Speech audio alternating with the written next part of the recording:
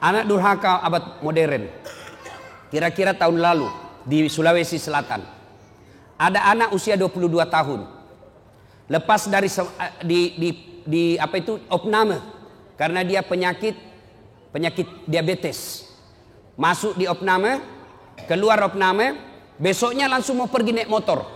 Dilarang sama ibunya. Nah, kau baru keluar dari rumah sakit makan ongkos. Kalau kau keluar sakit lagi kamu, jangan kau keluar nak. Saya mau keluar, dilarang sama ibunya. Marah ini anak, dia tempeleng ibunya. Ditempeleng ibunya, dilihat sama bapaknya. Kurang ajar ini anak. Mamanya ditempeleng.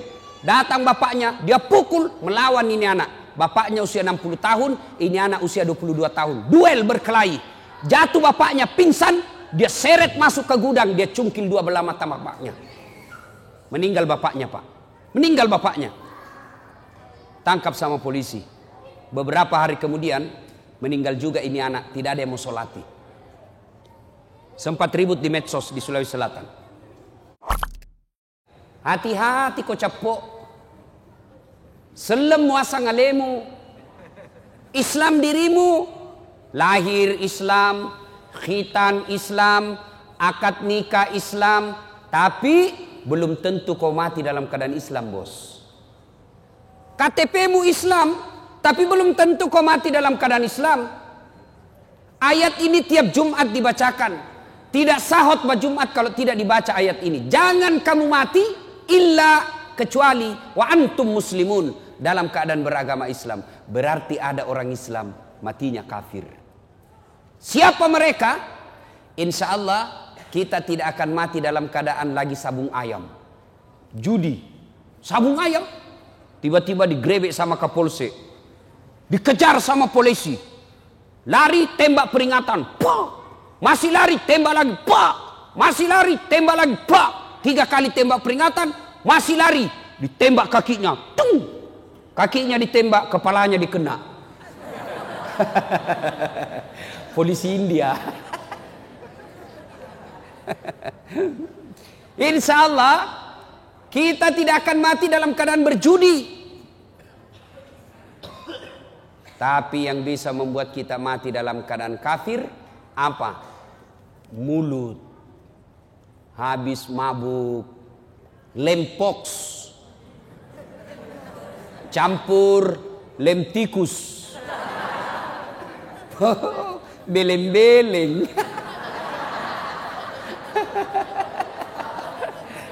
Bayangkan lempox dan campur lem tikus. Saya bilang campur kau juga lem Korea, ndak bisa terbuka mulutmu dong.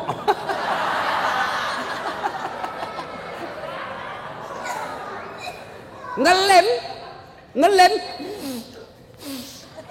Mabuk. Oh, pas mabuk, Pak, dia ambil motornya. Bayangkan, Pak, orang mabuk setengah naik motor, tiang listrik dikira aspal. Pak, mati kafir kau cilaka. Coba, pas tabrakan dia tabrak listrik, pok, dia bangun. Siapa kasih pindah tiang listrik di sini? Bisa pintu tiang listrik dikasih pindah. Insya Allah kita tidak akan mati dalam keadaan berzina. Ada duda di sini? Ada duda di sini? Ada. Dilarang menikah sama anaknya. Akhirnya dia pergi berzina.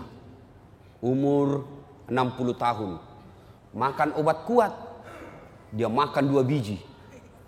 Pergi cewek usia 25 tahun. Overdosis. Serangan jantung. Puh! Mati di atas perut. Inna lillahi wa inna ilaihi. Ini matinya mati dalam keadaan kafir. Insya Allah kita tidak akan mati seperti itu. Tapi yang bisa membuat kita mati, makan barang haram. Contoh, jangan marah, contoh. Ada anak sekolah SMP, buru-buru pergi sekolah, diambil motornya, balap. Wah, ternyata tidak pakai helm. Dia langgar rambu lalu lintas, dikejar sama polisi. Sehingga cabut, langsung ditarik kunci mobil motornya. Kamu melanggar. Kenapa kau lihat rambu ini? Kau tidak lihat? Saya lihat. Kenapa kau langgar? Saya tidak lihat bapak.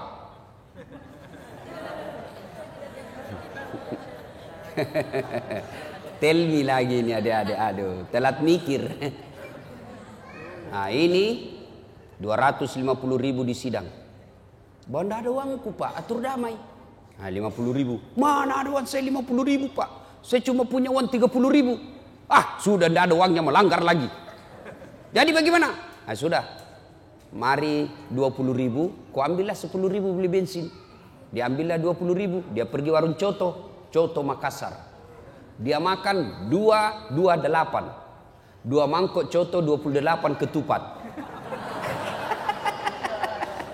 Kenapa? Ketupatnya gratis. Kekenyangan, keluar, tabrak geng motor, pak, mati kafir. Kenapa? Ada barang sogok dalam perutnya. Auzubillah min dzalik. Nah, itulah sebabnya tiap Jumat kita diikatkan wala tamutunna illa Sadaqallahul Azim. Maha benar Allah dengan segala firman-Nya. Ibu bapak, saudara-saudara sekalian, teristimewa yang kita muliakan, guru kita, ustadz kita, guru Hafiz, saya belum sempat kenalan namanya, Al-Mukarram Sayyid Muhammad, yang sama-sama kita muliakan dan mudah-mudahan dirahmati oleh Allah Subhanahu wa taala.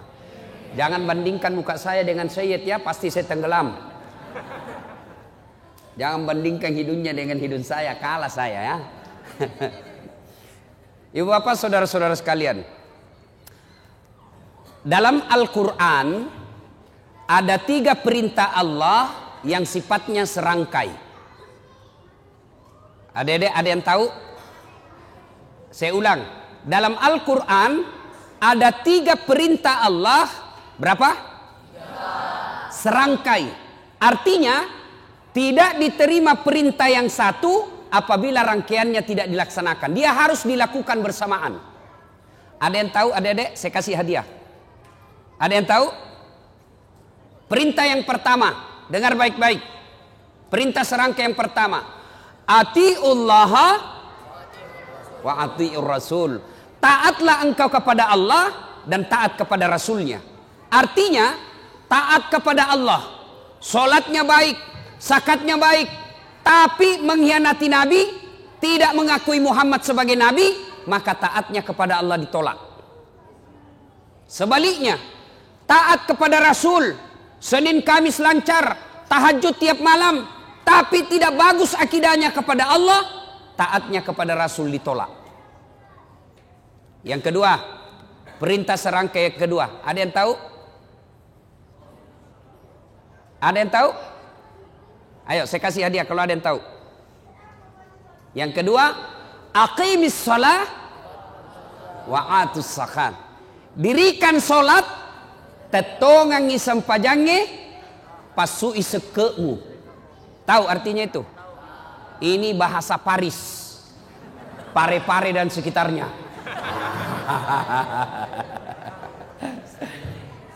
Perintah serangkai yang kedua, dirikan solat, tunaikan zakat. Artinya orang yang mendirikan solat tapi tidak membayar zakat padahal sudah mampu, maka solatnya akan ditolak. Sebaliknya, orang yang bayar zakat, zakat harta dia tunaikan, zakat fitrah dia bayar, tapi tidak solat, zakatnya akan sia-sia. Perintah serangkai yang ketiga, ada yang tahu? Ada yang tahu? Ada? Yang ketiga, anis kurli wali baika. Bersyukurlah engkau kepada Allah, tapi jangan lupa bersyukur kepada kedua orang tuamu. Jadi perintah serangkai ada berapa, Dek? 3. Ada yang tahu? Ulang? Ada yang bisa ulang? Ada yang tahu?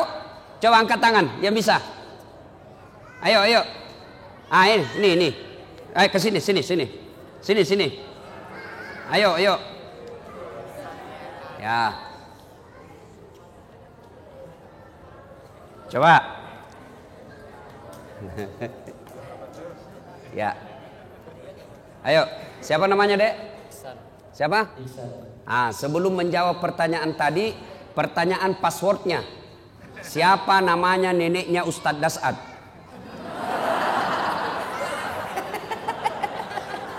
Ayo, siapa? Lain kali kau jawab saja, sembarang saja kau sebut, belum tentu ini semua tahu. Oke. Jawaban yang tadi apa itu? 1. Artinya? Taat kepada Allah dan taat kepada Rasul. Yang kedua? Aqimis sholat wa atuz zakat. Artinya? Menunaikan sholat dan menunaikan zakat. Ketiga?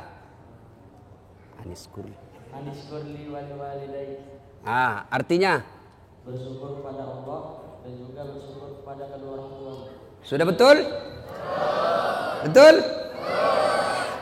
Dapat hadiah. Lain-lain itu rasanya. Woi. Dek, beda itu rasanya uang Kapolres dengan uang Ustadz. Beda rasanya ya. Insyaallah. Nah, berkaitan dengan 3 perintah ini. Ayo. Berkaitan dengan 3 perintah ini, maka saya akan membahas yang ketiga. Anishkurli wali. Bersyukur kepada Allah dan bersyukur pula kepada kedua orang tuamu. Artinya, ada anak remaja hitam jidatnya gara-gara sholat, hafal Quran, Senin Kamis dia puasa, tiap malam dia tahajud, malam Jumat dia itikaf di masjid, kemudian membersihkan masjid, ikut ngajar ngaji di masjid, tapi durhaka kepada kedua orang tuanya. Bapaknya dia hianati, ibunya dia keluarkan air matanya. Kata Nabi, demi Allah, jangankan masuk surga, baunya surga diharamkan bagimu. Nah, adik-adik sekalian, saya ingin menyampaikan beberapa kisah anak durhaka. 1. Zamannya Isa alaihi salam. Ada yang tahu Nabi Isa nabi keberapa? Angkat tangan, siapa yang tahu? Hadiah. Siapa yang tahu? Nabi ke-20 tuh? Nggak dapat hadiah kalau berjamaah. 24. Zamannya Isa alaihissalam, ada pemuda pak, bagus agamanya. Kira-kira sekarang ketua remaja masjid kalau sekarang. Ibadah saja kerjanya, bagus amalnya, akhlaknya baik. Iblis sentimen. Kalau ada orang yang baik agamanya, bagus akhlaknya, maka iblis kepanasan. Maka iblis menghasut satu kampung. Dia datangilah satu kampung itu. Kau lihat itu, namanya Jurais. Kalau kau biarkan, maka anak muda akan beriman bersama mereka. Akhirnya apa? Rapat ini orang kampung. Saudara-saudara sekalian, bagaimana ini Jurais? Makin hari, makin banyak yang simpati sama dia. Bagaimana caranya dihabisi ini? Ada yang usul, bagaimana kalau kita sogok dia duit? Tidak mempan, dia bukan mata duitan. Bagaimana kalau kita sogok dia jabatan? Tidak mempan, dia tidak gila jabatan. Lalu ada yang urus usul, Jurais kan anak muda. Jadi gimana?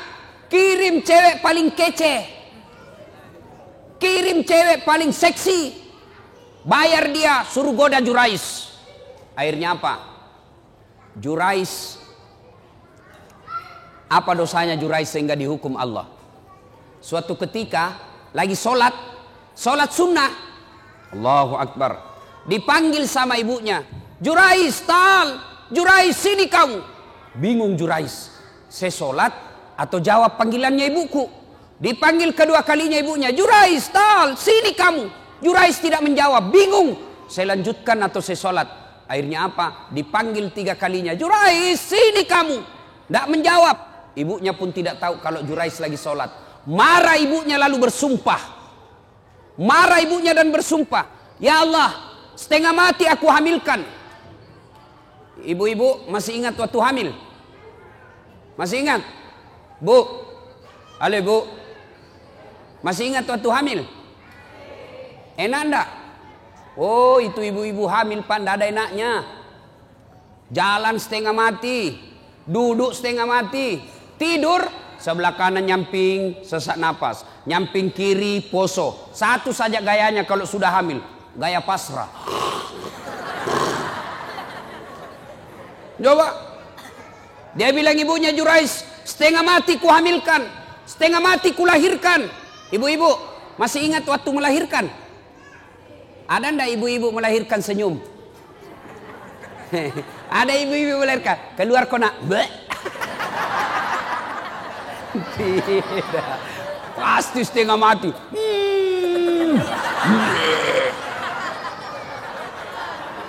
Iya toh. Paling kalau bapak-bapak menderitanya, kapan bapak-bapak menderita? Ngidam. Kalau istrinya ngidam, sampai ada yang tanya sama saya, Ustadz, apa doanya supaya istri berhenti ngidam? Saya bilang, apa ngidamnya istrinya Pak? Dia bilang, nanti dia bisa tidur kalau dia lihat saya duduk di atas lemari. Wah.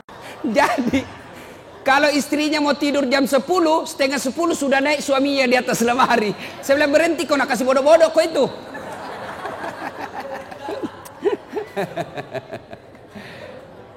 Dia bilang ibunya Jurais, setengah mati aku hamilkan, setengah mati aku lahirkan. Masa saya panggil dia tidak jawab? Ya Allah. Keluar sumpahnya ibunya Jurais, jangan mati Jurais sebelum ketemu orang jahat.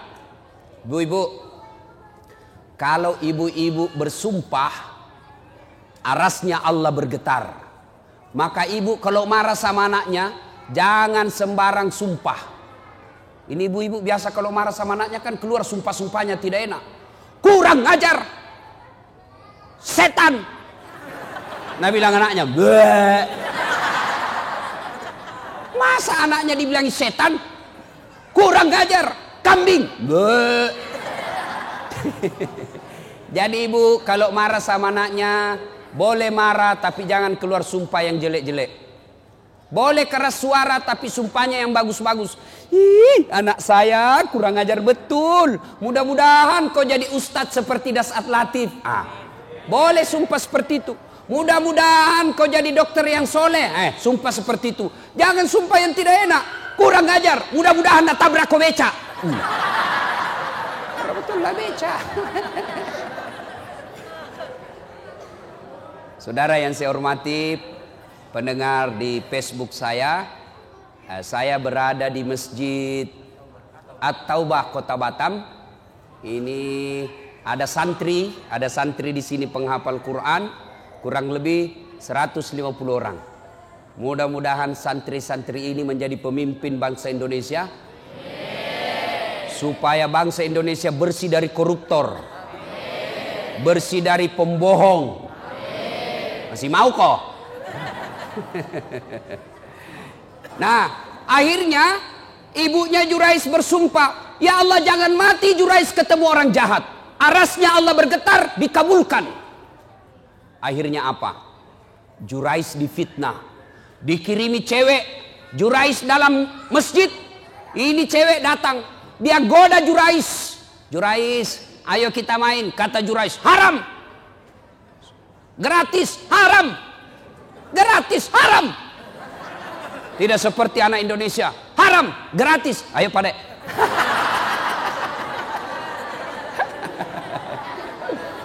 Ini cewek sudah dibayar, mondar mandir di depannya Jurais. Jurais mantap, astagfirullah. Dia tutup matanya, astagfirullah, astagfirullah, astagfirullah. Kalau orang Indonesia, astagfirullah, astagfirullah. Mulutnya istighfar tapi matanya melotot, astagfirullah, astagfirullah. Akhirnya ini perempuan gagal menggoda Jurais. Semakin dia menarik-narik telanjang, Jurais tunduk, tidak tergoda. Ini perempuan malu, sudah telanjang tidak dilayani, sudah dikasih duit tidak berhasil. Akhirnya apa? Dia pergi berzina dengan pengembala kambing. Setelah berzina di pengembala kambing, hamil. Tabrakan antara cowok dengan cewek. Dek, kalau mobil tabrakan, pak! Mobil sama mobil penyok. Penyoknya lari ke dalam. Kalau cewek sama cowok tabrakan, pak, penyoknya lari keluar. Hamil. Begitu hamil ini cewek, dia kemana-mana pidato. Saudara-saudara sekalian, kenal tak Jurais? Kenal. Itu tuh yang kerjanya soleh, dia bilang dirinya. Yang kerjanya ibadah saja. Pembohong. Nih, perut saya hamil gara-gara dia. Difitnah Jurais. Kemana-mana dia pidato. Saya hamil, Jurais yang hamili saya. Akhirnya satu kampung mulai marah. Hah? Jurais ternyata pencitraan. Jurais ternyata pembohong. Pura-pura alim. Mau pilpres datang-datang pesantren. Sudah dipilih, dibohongi kita. Marah. Akhirnya Jurais dilempari. Dilempar. Sampai kena pipinya. Berdarah pipinya. Kata Jurais, demi Allah bukan saya. Ah, bohong. Dilempar lagi. Bukan saya. Demi Allah bukan saya. Akhirnya begini. Kata Jurais begini. Bos, biar saya bilang tidak, kau juga tidak percaya. Kau tuduh saya tidak mau terima. Jadi bagaimana? Kita tunggu sampai lahir ini anak, kita tanya siapa bapaknya. Ringkas kisah. Lahir anak ini. Begitu lahir, masih merah, masih orok, dipencet pusatnya sama Jurais. Ya fulan, anak, ngomong kau, siapa bapakmu? Demi Allah, siapa bapakmu? Dengan izin Allah, ngomong ini bayi. Apa dia bilang? Bapakku bukan Jurais, bapakku pengembala kambing di tetangga desa. Apa dia bilang Jurais? Ku bilang memang bukan saya. Akhirnya Jurais bebas dari tuduhan itu. Coba adik-adik sekalian. Jurais, pemuda yang taat beribadah, dihukum oleh Allah gara-gara apa? Ibunya lagi memanggil dan ibunya pun tidak tahu anaknya lagi sholat. Itulah sebabnya ada 11 kewajiban anak kepada orang tua. Satu diantaranya adalah menjawab panggilannya. Ustadz, bagaimana kalau kita lagi sholat Ustadz, dipanggil sama ibu? Maka kalau dia laki-laki, misal baco. Orang Bugis itu kalau anak laki-laki baco. Kalau perempuan ece. Banyak orang Bugis di sini? Banyak? Jago ini orang Bugis Pak. Kemana-mana saya ketemu orang Bugis. Saya ke Pulau Kijang, banyak orang Bugis. Saya ke Guntung, banyak juga orang Bugis. Saya pergi pelosok Kalimantan Timur, ketemu banyak juga orang Bugis. Saya pergi Singapura, ada Bugis Street. Saya pergi Sabah Sarawak, banyak juga orang Bugis. Begitu saya masuk penjara, banyak juga orang Bugis. Penceramah juga malam ini orang Bugis juga. Wah. Ibu bapak saudara-saudara sekalian, Jurais dihukum oleh Allah gara-gara apa? Dipanggil ibunya dia tidak menjawab padahal dia lagi sholat. Nah, bertanyalah orang, Ustadz, kalau lagi sholat dipanggil ibu, bagaimana caranya menjawabnya? Kalau dia laki-laki, Rahman, maka jawabnya Allahu Akbar. Panggil lagi, Rahman, Allahu Akbar. Tapi kasih tahu ibunya dulu. Besok-besok ibu, kalau ibu panggil saya Rahman, saya bilang Allahu Akbar, berarti saya lagi sholat. Karena kalau ibunya tidak tahu masalah agama, Rahman, Allahu Akbar, kurang ajar. Dipanggil dia takbir. Oh Rahman, Allahu Akbar, kurang ajar betul ini anak. Itu tapi Jangko juga pura-pura bos. Dia tidur, Rahman, Allahu Akbar. Padahal dia tidur, wah dongok-dongok.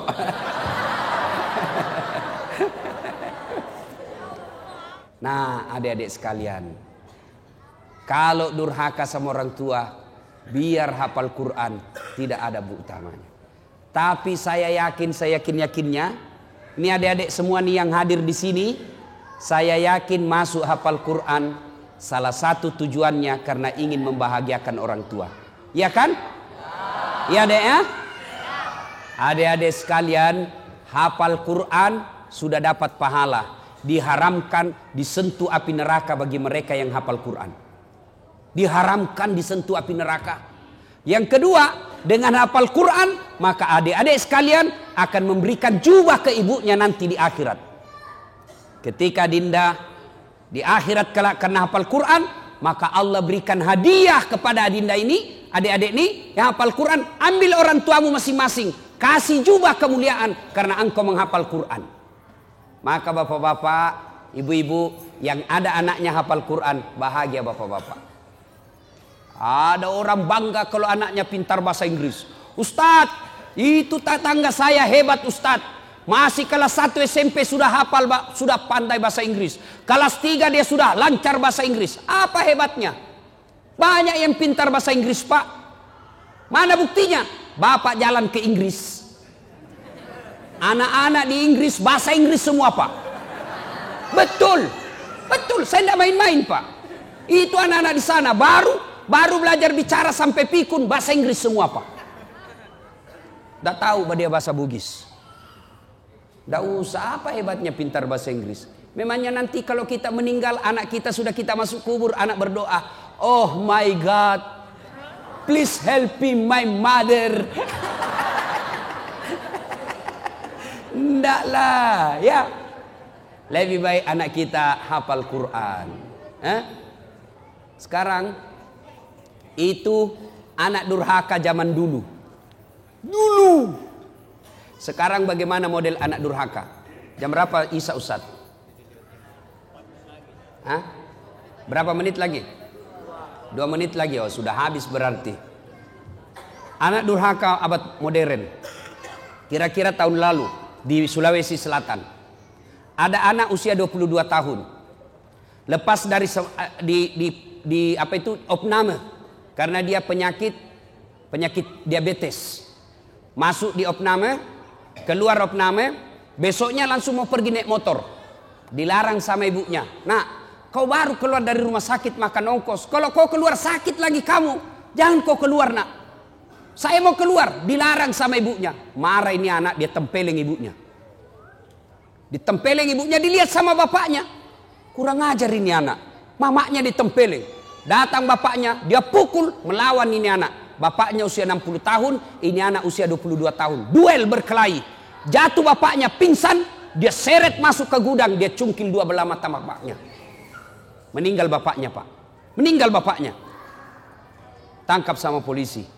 Beberapa hari kemudian, meninggal juga ini anak, tidak ada yang mau solati. Sempat ribut di medsos di Sulawesi Selatan. Anak durhaka zaman sekarang. Apalagi anak durhaka. Saya mau pergi ceramah di Sulawesi Selatan, mau pergi taksiah. Tiba-tiba ada ibu-ibu menangis. Ustadz, tolong datang ke rumah saya, Ustadz. Nangis, Ustadz, tolong bantu saya. Kenapa ibu? Tenangkan ibu, tarik nafas. Tenang ibu, meninggal suamiku, Ustadz. Tolong datang ke rumah, saya tidak tahu urus bagaimana cara. Saya bilang, bagaimana? Mana semua anak-anaknya? Anakku sibuk semua, Ustadz. Saya datanglah ke rumah itu. Begitu saya datang di rumahnya, saya bilang, Bu, mana nomor teleponnya anaknya? Saya minta nomor telepon anaknya, lalu saya teleponlah anaknya yang pengusaha di Samarinda. Orang kaya di Kalimantan. Tabe, Daeng, meninggal bapaknya. Apa kata bapaknya? Daeng, ada berita duka, meninggal bapaknya di Makassar. Apa kata anaknya? Oh, sudah lama memang sakit itu bapakku, Ustaz. Jadi saya bilang, jadi bagaimana Daeng? Ditunggu atau tidak? Apa jawabannya? Tidak usah ditunggu, Ustaz. Biar saya pulang tidak merubah keadaan. Jadi bagaimana? Silakan kirim SMS nomor rekeningnya Pak Ustadz. Biaya pemakaman dan pengurusan jenazah saya transfer, Ustadz saja yang ngurus. Anak durhaka, Pak. Bapak mau punya anak seperti itu? Mau punya anak seperti itu? Tentu tidak mau. Mau punya anak yang soleh dan soleha? Mau punya anak yang soleh dan soleha? Masukkan ke pondok anak kita. Coba kalau anak kita di pondok, Pak. Coba anak kita di pondok, sholat 5 waktunya berjamaah, makannya jelas halal, ucapan-ucapannya jelas tidak pernah bicara kotor, jelas dia tidak akan tersentuh oleh yang bukan muhrimnya, makanannya bagus, meskipun barangkali tempe, meskipun ala kadarnya, tapi halal. Tapi kalau anak kita di luar, mungkin di rumah makanannya ayam, tapi kalau dia keluar rumah, apa yang dimakan? Narkoba, lem pox, lem Korea. Ibu bapak saudara-saudara sekalian, banyak hal yang ingin kita sampaikan, tapi waktu Isya yang telah sampai. InsyaAllah lain waktu dan kesempatan kita lanjutkan. Adik-adik sekalian, inilah tausiah kita, mudah-mudahan ada manfaat. Kalau ada yang masih mau menyimak ceramahnya Pak Ustadz, ibu-ibu, adik-adik, bapak-bapak, silakan simak ceramah saya di YouTube. Tulis saja nama saya, Das'ad Latif, keluar itu ceramah saya yang ratusan. Nah, sudah klik satu, nah, sudah keluar ceramah, jangan lupa kasih tanda begini. Jangan begini ya, jangan begini. Jangan begini. Kalau ada orang ustadz dia kasih begini, dia cari kau nanti malaikat. Kenapa kasih begini Ustadz Das'ad? Ya. Atau kalau mau yang lebih bagus, kasih subscribe.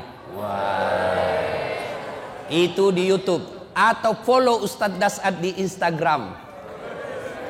Nama Instagramnya Das'ad Latif 1212. Das'ad Latif 1212. Like and share.